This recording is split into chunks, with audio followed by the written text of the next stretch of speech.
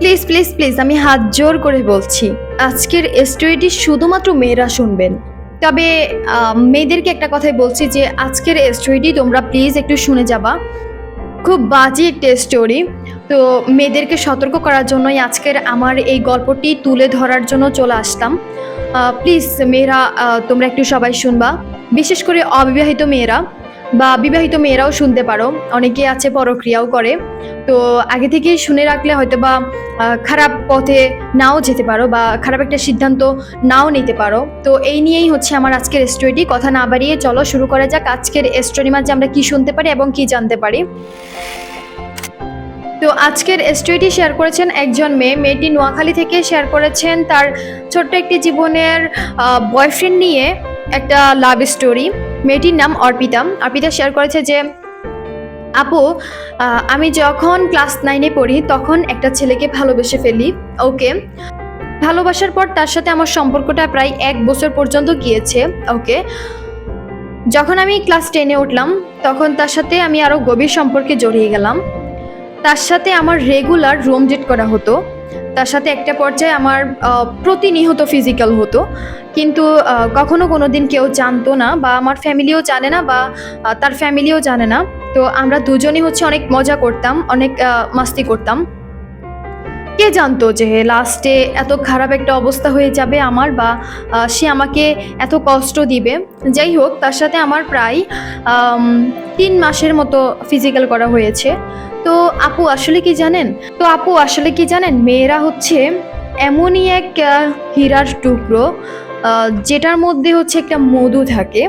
ওই মধুটা যখন শেষ হয়ে যায় তখন ছেলেরাও উড়াল দিয়ে চলে যায়। ঠিক আছে আপু, তার সাথে তো আমার 3 মাসের মতো ফিজিক্যাল হয়েছে, অ্যান্ড এভাবেই তো আমার সম্পর্কটা গভীর হয়েছে। অ্যান্ড 3টা বছর পার হয়েছে, আমি ইন্টার ফার্স্ট ইয়ারে এখন। তো আমি তাকে বললাম যে আসলে আমার আর তোমার তো অনেক এনজয় হয়েছে, অনেক মজা হয়েছে, অনেক কিছুই হয়ে গিয়েছে, চলো বিয়ে করি। তারপর ছেলেটা বলল আচ্ছা ঠিক আছে, আর একটা ইয়ার তুমিও ইন্টারটা কমপ্লিট করো, আমিও একটু প্রিপারেশন নেই, তারপর বিয়ে করব। তো ও এমনভাবেই আমার সাথে কথা বলতো, মনে হয় যেন ও একেবারেই লয়াল, ও আমাকে অনেক অনেক বেশি ভালোবাসে, ওর মধ্যে কোনো কিছু নাই, এরকম একটা অবস্থা। কিন্তু আমি কিভাবে জানতাম যে ও আমার অন দেহে আরও 2টা মেয়ের সাথে রিলেশনশিপ করতো? তো করতোই, ফ্রেন্ড সার্কেল তো আছেই, মেয়ে ফ্রেন্ড সার্কেল, অ্যান্ড আমার সাথে থেকেছে, এটা তো আমি মানি, বা আমিও থেকেছি এটাও আমি মানি, অ্যান্ড আমি তাকে অনেক বেশি ভালোবাসি এটাও মানি। সে আমার সাথে কত বড় বাটপারি করছে, সে আরও একটা রিলেশনশিপ করে ওই মেয়েকে নিয়েও থেকেছে, আমার সাথে যেখানে থেকেছে সেখানে ওই মেয়েকে নিয়েও থেকেছে। মানে সে কতটুক লেভেলে আছে এবার চিন্তা করেন। তো এর মাঝে আমি একটা কথা বলি, আপনার অনেক দোষ ছিল, আপনার বিয়ের আগে এত মজা না নেওয়াটাই উচিত ছিল, এবং হারাম একটা সম্পর্কে তো ছিলেন, অ্যান্ড তার মধ্যে আপনি জিনা করেছেন। তো এই কারণে আমি মনে করি যে আপনার লাইফটা এরকম তছনছ হয়ে গিয়েছে, না হলে কখনো কোনোদিন হতো না। যদি আপনি একটু আল্লাহর দিক থেকে তাকাই, যদি ইসলামের দিক থেকে তাকিয়ে যদি আপনি নিজেকে একটু মেনে নিতে পারতেন, গুছিয়ে নিতেন প্রথমেই, তাহলে এরকমটা হতো না আমি মনে করি। যাই হোক, তারপর ছেলেটার সাথে এভাবেই আপুটির সম্পর্কটা গিয়েছে প্রায় 3টা ইয়ার। ইন্টার যখন আপুটি কমপ্লিট করেছে তখনই সে বলছে ছেলেটাকে যে আমাকে বিয়ে করো, আর ছেলেটা তখনই মেয়েটাকে বলছে যে আমি বিয়ে তোমাকে করব না। কিন্তু মেয়েটি তখন প্রেগনেন্ট, আর মেয়েটি এমনই বোকা ছিল, ছেলেটি যতক্ষণে মেয়েটিকে ওষুধ খাওয়াইতো, যতক্ষণই যত কিছু করতো, ততক্ষণই হচ্ছে মেয়েটা ঠিক থাকতো। কিন্তু ছেলেটা ইচ্ছে করে মেয়েটাকে শেষ করার জন্য প্রেগনেন্ট অবস্থায় মেয়েটাকে ছেড়ে চলে গিয়েছে। মেয়েটা তখন অনেক কান্নাকাটি করছে, মেয়েটার কিছুই করতে পারেনি।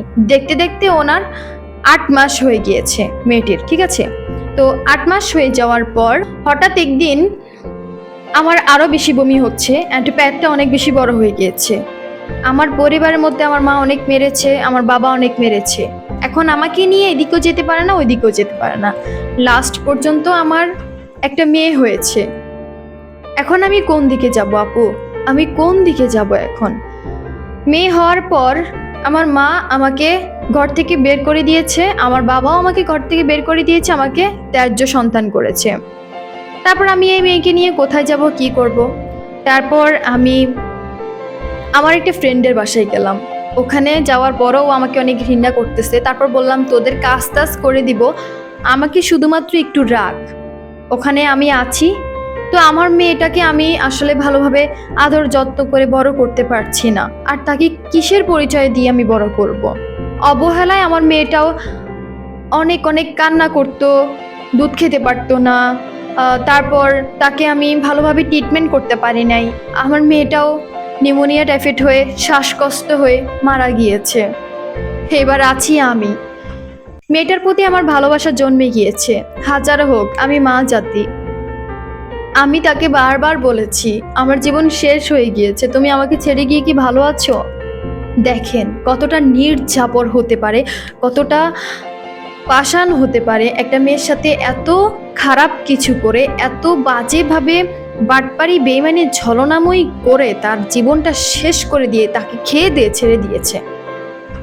ছেলেটা ছেড়ে দিয়ে প্রবাস জীবনে চলে গেছে, প্রবাসে চলে গেছে, আর মেয়েটার জীবন হলো শেষ, তছনছ, একেবারে তছনছ হয়ে গেল। এরপর ওর ফ্রেন্ডের বাসায় থেকে কাজকর্ম করতো, ওখান থেকে চলে গেল একটা গার্মেন্টসে গেল, ওখানেই একটা কাজ ধরেছে, ওখানেই কাজ করত, আর ছোট্ট একটা রুম নিয়েছে ভাড়া, ওই রুমটার মধ্যেই সে থাকে। আচ্ছা, তারপর লিখেছে যে আমি আমার বাবার বাড়িতে আরো 2বার গিয়েছি, বাবার বাড়িতে যাওয়ার পর উল্টা আর আমি মায়ের খেয়ে আসছি। আমার বাবারা, আমার মারা আমাকে একটু টোটালি দেখতে পারে না। আসলে কি জানেন আপু, না দেখারও কারণ আছে। তার একটি কারণ হলো আপনি ছেলেটার সাথে এত কিছু করছেন, লাস্ট পর্যন্ত প্রেগনেন্ট হয়েছেন, এখন বাবা মা কিভাবে মেনে নেবে বলেন তো? বাবা মার এখানে কোনো দোষ নেই আপু, কোনো দোষ নেই। আপনি একটা মেয়ে হয়ে আপনার আবেগের বয়সে আপনি আপনার নিজেকে সার্কার করছেন, কোনো কিছু হয়নি, কোনো লাভ হয়নি। আচ্ছা, তারপর ওখানে গার্মেন্টসে থাকতে থাকতে ওখানেই একটা ওনার কলিগের সাথে পরিচয় হয়ে যায়। কলিগের সাথে পরিচয় হয়ে যাওয়ার পর তো ওখানে গার্মেন্টসে কাজ করতে করতে একটা ছেলের সাথে রিলেশনশিপে চলে যায়। চলে যাওয়ার পরই ওই ছেলেটাকে অফার করলাম যে আমাকে বিয়ে করো। তারপর ছেলেটা আমাকে বিয়ে করছে, করার পর এখন প্রতি রাতে নেশা করে এসে আমাকে মারধর করে। এখন আমি কি করব আপু, প্লিজ একটু বলো। ফার্স্ট পয়েন্ট, আমি বলেছিলাম ফার্স্টেই যে মেয়েরা শুনবা আমার আজকের স্টোরিটি। তো এখন তোমাদের সবাইকে উদ্দেশ্য করে, মেয়েটাকে উদ্দেশ্য করে আমি বলছি যে প্লিজ রিলেশনশিপ করো, নো প্রবলেম। রিলেশনশিপগুলোর মধ্যে তোমাদেরকে থাকতেই হবে, তার একটা কারণ হচ্ছে তোমাদের অনেক আবেগ, ঠিক আছে? আচ্ছা থাকো, নো প্রবলেম।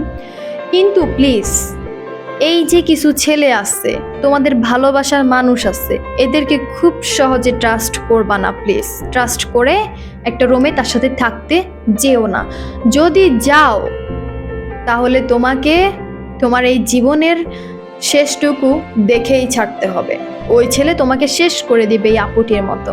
তুমি একজন মানুষ, আর মানুষের মধ্যে তুমি একজন মেয়ে, মা জাতি। তুমি তোমার শরীরটাকে এমনি এমনি প্রেম থাকা অবস্থায় একটা ছেলের হাতে উঠিয়ে দিবা না প্লিজ।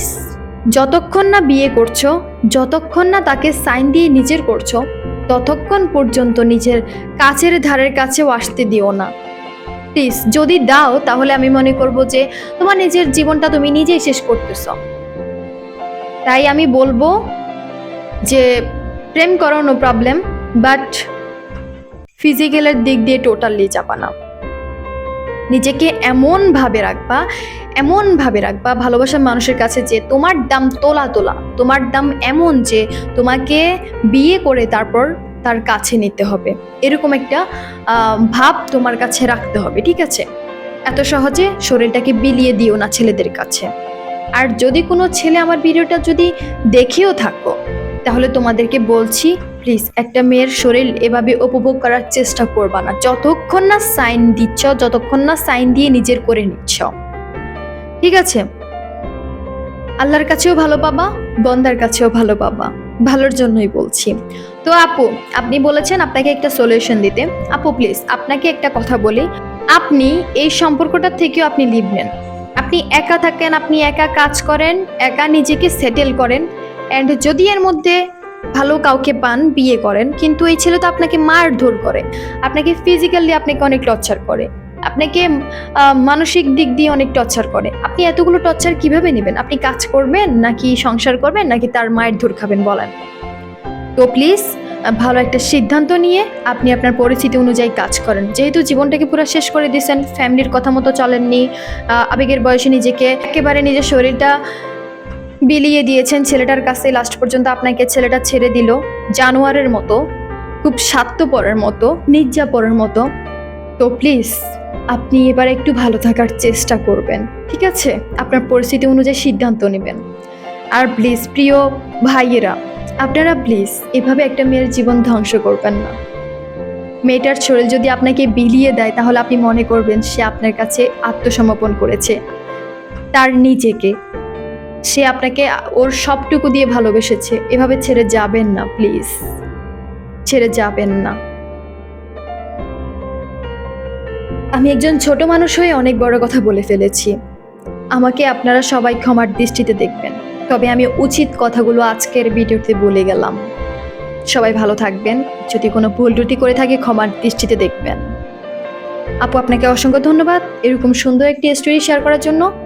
হাজার হাজার মেয়েরা হয়তোবা আমার আজকের ভিডিওটি দেখে সতর্ক হয়ে যাবে ইনশাআল্লাহ। সো কোনো ভুল করবেন না। যদি কোনো একটা সিদ্ধান্ত নিতে যান অন্তত 3 বার ভাববেন, 3 রকম ভাবে। Be careful always. সো সবাই ভালো থাকেন, সুস্থ থাকেন। আল্লাহ হাফেজ।